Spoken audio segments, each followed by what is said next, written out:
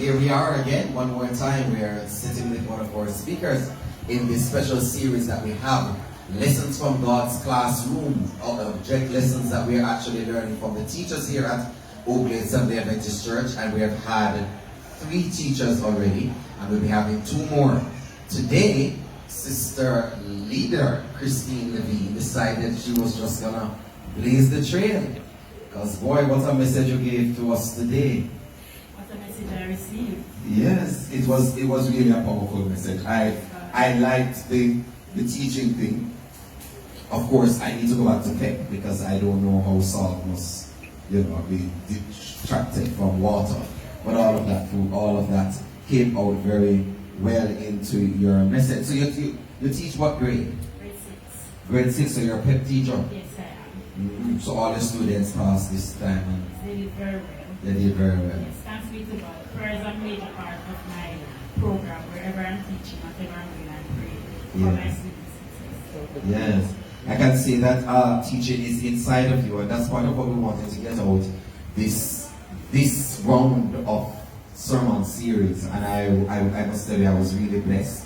The sermon was very thought-provoking, very emotionally focused. I saw 1 or 2 persons, really. Tell us, what lessons have you learned in God's classroom? I've learned that this lesson, number 1, I've learned that I need to ensure that if I'm going to walk with God, I need to separate myself from worldly things. That's a major thing. So the lesson was not just for the members or for persons who are watching, it was really for me too.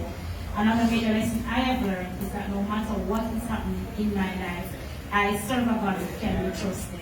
He's a God who stays with me. And I preach Isaiah 26 verse 3. If I keep my mind stayed on God, because I can trust Him, He's going to definitely give me perfect peace. Do you see science bringing out important lessons for us as Christians? Because as I reflected on your message today and how you integrated the dirt with the water, the oil with the water, the salt with the water, and then the stream, how do you see science as a Christian? Generally speaking, I believe that science, subject science, allows for us to be drawn closer to God, to look carefully at the lessons that we can learn. I did something on photosynthesis once, talking about how the light is needed, water is needed in order for plants to grow. And as Christians, we need the light of the Word, Jesus. We need His Word. We need to keep spending time with Him. And so all of this will help us to grow, just like the plants need all the other elements in order to grow. So tell me about your walk with the Lord and your relationship.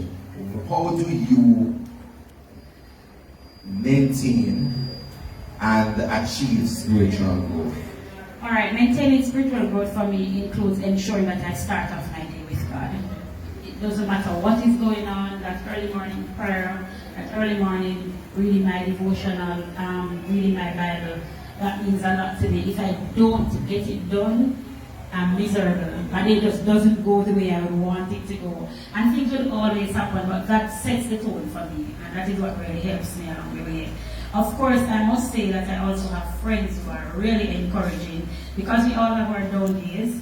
But when you have your friends who are also spiritually, engaged, then it makes the walk much more easier. Tell us about that experience which has shaken you to the core spiritually. Give a sample of your walk with God and how God has had to just grip you and pull you and shake you. I need a whole hour for that. No, we don't have a whole hour. Pretty much I wasn't a child who grew up in the church. But my grandmother would take us to church with her on Sundays. My grandmother got involved in a relationship, so she moved away, and so we were practically with her mom, who didn't attend church. So I used to visit Meadowvale as a teenager, but it wasn't my church I visited. I got christened at North Street, Pastor. Blessed. Christened at North Street. And then Greenwich Town. You mean North Street, SDA? Yes. And then I started going to Greenwich with a family friend as a child. Well, as it relates to my own personal walk, so when I started walking with Jesus 2002, that was it for me. I stumbled, fell, big time, was embarrassed about the whole thing. But I have found grace. God's grace is marvelous. And that is why I said to myself, because God has been so gracious towards me, because God goes all the way out to save me, there is nothing that I will hold back to give service to Him and to call others to Him. And so God called you back after you had your little experience there. Oh, Shake yes. you up a little bit. Shaped me up, and He continues to do things and show me that He is still in control. I've had 2 major accidents, Pastor. You're aware of one. And I mean, those are physical things, but it shows me that God cares about me. Yeah. I got COVID. Yes, we did. Got COVID, but God has been gracious, and I just want to glorify His name. And you didn't just get COVID, you actually had other, what would I say, asthma. I'm asthmatic, and therefore it was a horrible experience for me. I didn't know I would survive it. There were days during the process that I couldn't talk. Breathing was painful. Just to inhale, it was painful. It was a terrible experience. Then I couldn't pray. I'll tell you that. And so I'm thankful for my church family because they did call and they prayed. Sometimes they would send prayer in a voice note because they know that I can't talk. And I'm so appreciative of how the Lord has used my church family, even when I'm having down days, to encourage me and keep me on the path of righteousness. So you have your own relationship with the Lord, and you have how many children? I have 3 children. 3 children. How many boys? 1 boy, And 2 girls. 2 girls. And God is using you to model a new life for them. Oh yes. But you know, today, and in the sermon, it just dawned on me that while you start a new life with Jesus, you have to That was a think about the powerful cross. point, by the way. Yeah. When you said that in the message, I was like, that was really, really very strong. When you spoke about the fact that after you would have changed your life, the people would have seen you in your sin. Right. They would have been impacted by it, and sometimes they walk down that road. And sometimes they don't make it back on the path that you were able to make it back to. That was is a important. very powerful point, and I really, personal. yeah. Personal. So how do you deal with that for individuals who are watching who they may have fallen somewhere along the line and they feel, boy, I'm a failure?